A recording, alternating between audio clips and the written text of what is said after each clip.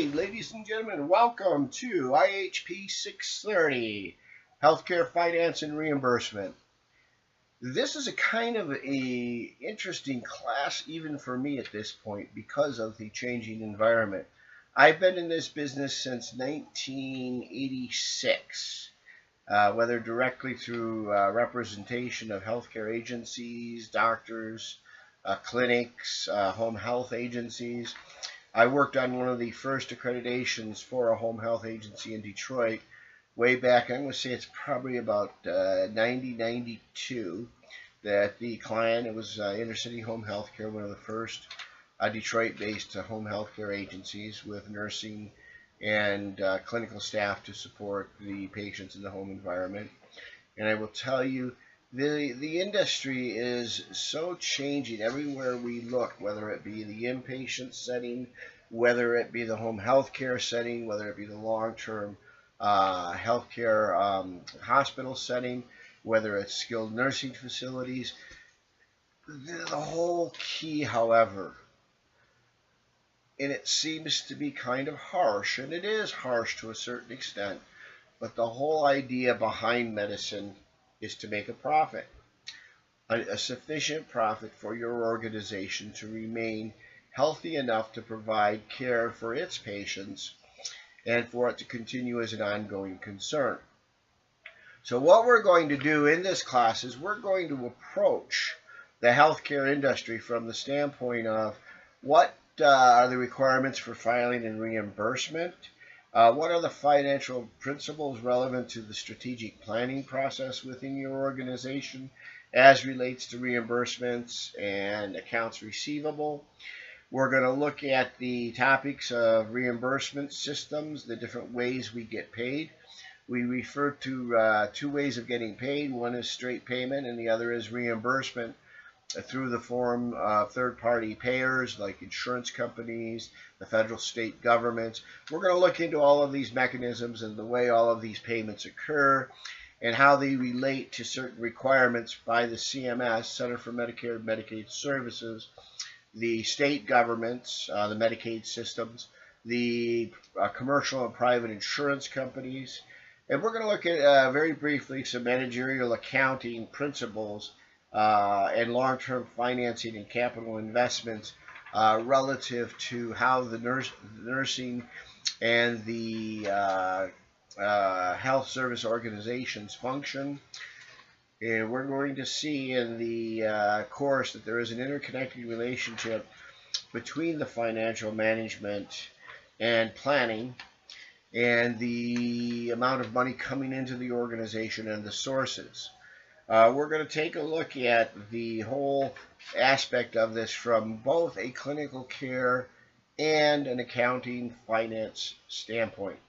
And one of the reasons that we're going to have to look at this in a standpoint from a not only a bottom line but a clinical side as well is that clinical care is now tied into the bottom line of all healthcare organizations. We're going to see a lot of pay for performance. I almost said pay for play. That's a lot of people want to think of that, but it's pay for performance. We're going to see a lot of CMS initiatives. I'm not sure if the accountable care organizations that were established under Obamacare will still be here, but we're going to look at some of the aspects of that and some of the things that the federal government looks at in order to provide that organization top tier dollar. So what we're looking at in the new environment is the better the care you provide, the more you provide that care in situations where you restrain the cost and you keep the cost under control and you deliver results for those patients, you will actually get those higher levels of compensation from the federal, state governments and from the private insurance companies. The one thing I want you to keep in mind, everything that the Center for Medicare and Medicaid Services does relative to healthcare will eventually end up, if not already, part of the private commercial carrier system. It just seems to be the way it happens in healthcare. So in order for us to meet our course expectations, there are two very important things that I want you to keep in mind. And that is your success is incumbent upon two things. One is participation. You have to participate in the course, and that includes reading the materials, reading the articles that are assigned. It means interacting with your fellow students in the discussion boards. And the second key to success in my courses is initiative. And if you take initiative and go beyond just what is expected and do further research and go above and beyond on an assignment to provide new and relevant information that may not be contained within our textbook, that means you are an exemplary student. And when you look at our rubrics will set forth what is proficient. And proficient means, okay, you're good, you're able to go into the industry, we'll put our stamp of approval on you, you're acceptable as a healthcare administrator. What does exemplary mean? Exemplary means not only are you qualified, and not only do you have those skills, the requisite ability to write, research, and present in the healthcare administration position that you may have, but you're also, if you're exemplary, you go that extra step. You are somebody who just doesn't accept what is, but you go that extra step and find further information. You find more current information than we've been presented here in the course, and you present that in support of a discussion question or support a paper or something you've written by virtue of that extra effort on your part. This course is going to use a scaffolded approach for your final project. And I want to make sure that you are aware as you go through each milestone, if you cover everything required in the prompt, you will do on the assignment, you will do that assignment on a proficient basis if you cover it sufficiently and with evidence and support. If you want that exemplary grade, you go a little bit further, just like I said, and you get that extra info. You support your arguments with a little bit more information and professional resources. So when we look at this whole course, there are four things that I really want you to keep in mind that will help you in succeeding. And one is in the participation aspect and the initiative aspect, actually, both participation and initiative. The number one thing I want you to remember, if you are unclear about an assignment, you must take that initiative to contact me. Or if you need additional assistance, you're not quite sure how to research or how to approach an assignment, you should get on that phone or through email, contact me, and we will make sure that you are up to snuff on that particular assignment and ready to proceed. Number two, if you have circumstances where you need an extension on a key assignment, one that I'm able to grant extensions, remember I cannot extend time for DQs, you need to contact me before you need the extension. Now, of course, if it is an emergency and can't, I understand that, and we'll also work with you on that extension. Please make sure that the extension you are requesting fits within the late policy dictated by the school. Your participation in the discussion boards is critical to your success. You are going to see a lot of the information that you will share, a lot of the work you will do for this particular course is going to be in the discussion forum. The very important part of the discussion forum is that you do read the material, that you are familiar with what we're talking about. And if the discussion question prompt asks you to support your answer with evidence, that means you research. If it says to support your argument with practical examples, you give me a practical example. Your participation with the actual first portion, the initial response to the question, is very important. But the secondary component is your involvement with your fellow students. And this is where you have an opportunity to share professional information and experiences. If you're not even working in the industry, if you've had an experience as a consumer, believe it or not, that helps us to better understand the situations we are examining. So please make sure that if you have any experiences or any information or anything that is relevant to a particular discussion question, that you bring that in. That's how we all learn together. We will all learn in this course. I couldn't possibly be exposed to and know every single article and every single treatise. It's impossible for me to keep that current on all the healthcare information there is out there. An interesting statistic, and I think it was released about 4 years ago, we expect information to double every, say, 10 years. Well, by the year 2050, they're saying we are going to experience the doubling of information in every 3.5 months. So the internet is a humongous tool to use.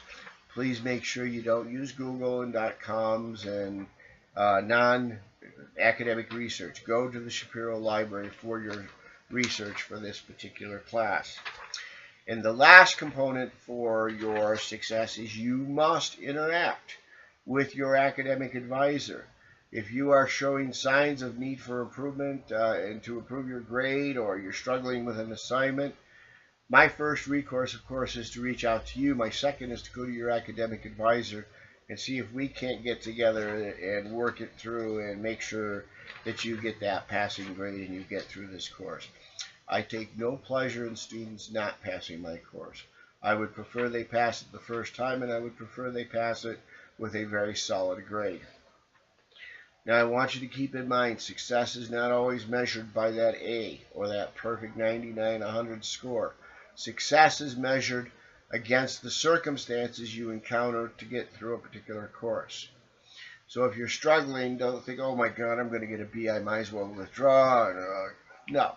Measure that success against what you encountered during that module, and if you get a passing grade and have had a lot of family and personal issues, a passing grade is success under certain conditions of adversity.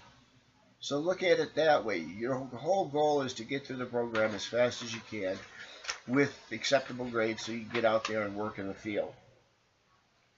One of the first things you need to do is go into that Blackboard shell. Make sure you go to the Learning Resources folder.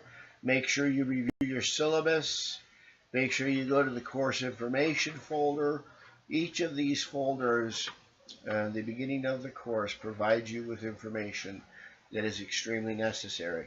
I will be providing you information. I will be providing you suggestions and hints as to completions assignments, both in these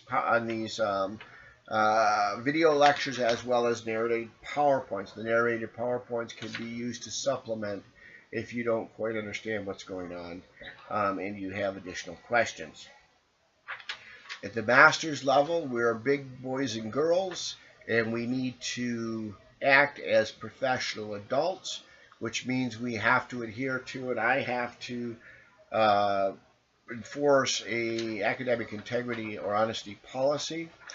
This does not mean if you get a high matching score and it's beyond what is acceptable that I will not contact you and we'll work together to see what happened. If it's an accidental plagiarism, you weren't quite sure of the rules, or it was you didn't do a cite, we'll look at it together, and it is something that we can usually use as a learning experience to make sure it doesn't happen. If it's a complete plagiarism where it's obvious that you're going to sources and not citing those sources, then we have a little different issue. So please make sure you cite and reference. The Safe Assign system that we use will show previous work submitted by you. For your final project, you will be doing a scaffolded project, which means you will be turning in milestones, and each milestone builds upon the other. As you build further into those milestones, you will get closer matches. So if you've got a 45% match on your last milestone, I'm not going to freak out, and I don't want you to freak out because that score will be acceptable if you're using previous material. And there's a way you can go into Safe Assign and check that to see if that is matches to your own material. I am available at 801-940-2531 or through the SNHU email, p.vanash@snhu.edu. I am also willing to make myself available in the Collaborate virtual classroom format if we need to meet and share information and screens. And I really suggest you take advantage of the material that I am going to provide in those hints and suggestions. I will tell you, those students who've watched the videos and used the narrated PowerPoints for each module tend to do a lot better, and it really becomes obvious whether or not you're doing the reading or you're using the material and resources made available to you. I really look forward to learning with you in this module, and again, the way we learn together is it's incumbent upon how we share information and how active we are in those opportunities we have to share that information. So with that said, I look forward to up and beyond in your learning experience, and I hope IHP 630 answers those questions you have relative to reimbursement and the financial aspects of the healthcare organization based on billing and coding and reimbursement from federal, state governments, and private insurers.